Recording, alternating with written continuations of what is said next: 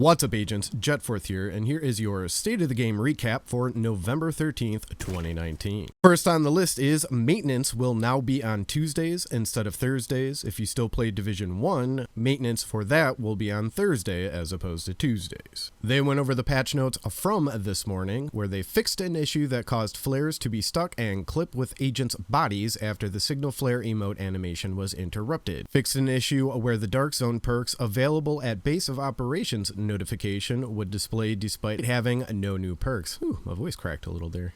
Fixed an issue that caused characters' faces to become distorted after cutscenes. Fixed an issue where the social menu did not function when accessed in the down state in a pre-made group. Fixed an issue where players were unable to share gear mods. That's a good one, thank you. Fixed an issue where the players that purchased Year 1 Pass were unable to activate the Technician specialization on any world tier. Fixed an issue where the donations tab for any projects that required gear items did not show the correct equipment. Fixed an issue that would cause crashes when engaging enemy NPCs in co-op, challenging difficulty at Lincoln Memorial. After all that wonderfulness, they talked about Kenley College and the Diamondback again, because before you could just go in and get it. Then they fixed it, and then players weren't able to get it, but now that it's back up again today, you can once again get it. You do have to play all the way through Kenley College if you haven't yet to get it, or if you have already done that and you didn't get it, you may have to play all the way through it again to get it again, if all that makes sense. Now, what I'm sure most of all of you are very curious about is the Negotiators Dilemma nerf. Yes, that is correct. They are nerfing Negotiators Dilemma, or changing it. It's a nerf. The blowback talent will now pretty much act like a regular grenade when it shoots off of your body. It will give the other player an indicator that something is flying at them. It will also have a fuse, which I think it's 2 seconds, so it'll basically land on the ground like a regular grenade does. So that's kind of lame. I guess the timing of it's still the same every 3 seconds, but yeah, it's gonna have a big old timer on it. If it doesn't blow up on them or by them or whatever and lands on the ground, you can run into it and blow yourself up. So be careful with that. They didn't say exactly when this is happening, but it is definitely happening. After that, they spoke about invisible walls and missions and whatnot. So if you're running into invisible walls, make sure you take a screenshot, a video, and then submit it to them so they know exactly where it is, so they can go in and fix it. I personally haven't really run into any problems like that, but I don't know, who knows. If you do, send it to them so they can fix it. Next up, they spoke about the Xbox recording issues, where if you're recording gameplay on your Xbox, it is not recording any audio for you. They are working on a fix for that, and it should be updated with their next update, which I would imagine would be next Tuesday. After that, they spoke about the free apparel that's supposed to drop in the open world, where we get to a certain point and it just stops dropping. There are supposed to be 72 gray items, so if you have all of those, you're not supposed to be able to get drops in the open world. However, if you do not have all 72 gray items, which I don't even think I do, they are going to be dropping in the open world again until you collect them all. So that's good news, I think. Then they talked about the raid stats and some of the times that are up on PC and PlayStation 4. Apparently there's some raid clan on PC that it says they have a 4-minute time, which is impossible. Just running through the raid takes longer than 4 minutes. Some of the people said that they got disconnected halfway through or something like that. They may be removing some times,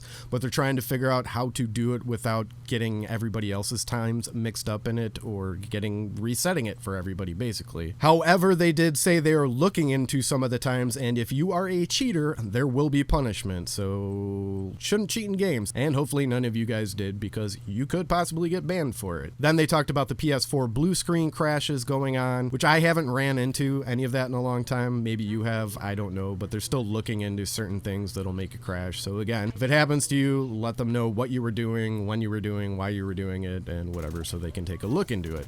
Then after that, it was just a whole bunch of babble of them trying to figure out what to show on State of the Game, Reddit, different streams, developer interviews, and all this other stuff. They played 2 little short clips of stuff they want to put in State of the Game or something else, some other streams or something. I will show them at the end of the video, where the first one was quite rather interesting, where they explained how Cassie Mendoza works, which this is something and information that should be put in the game. Either way, I still think it's pretty dumb, and they need to change it because it's really dumb, I think. Anyways, apparently she's there for 24 hours and then closed for like, I don't know, half a day, and then she'll be moving in the middle of the week for 34 hours, 32 hours, and then she's back for that's stupid.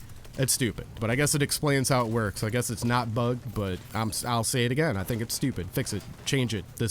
It's dumb. But that was pretty much it for the state of the game. They did explain for some of the stuff why they haven't been doing the state of the game during that, and it's just not enough information to give out, repeating old information, blah, blah, blah, blah, blah. So they're going to try and make better ways to communicate with us why there is not going to be a state of the game, or, you know, just whatever. It was a bunch of babble about them just trying to figure out what exactly they're doing about all this stuff. So, oh, and they said they were working on episode 3, but they have nothing to share, don't know when they can share it, and yeah, that's it.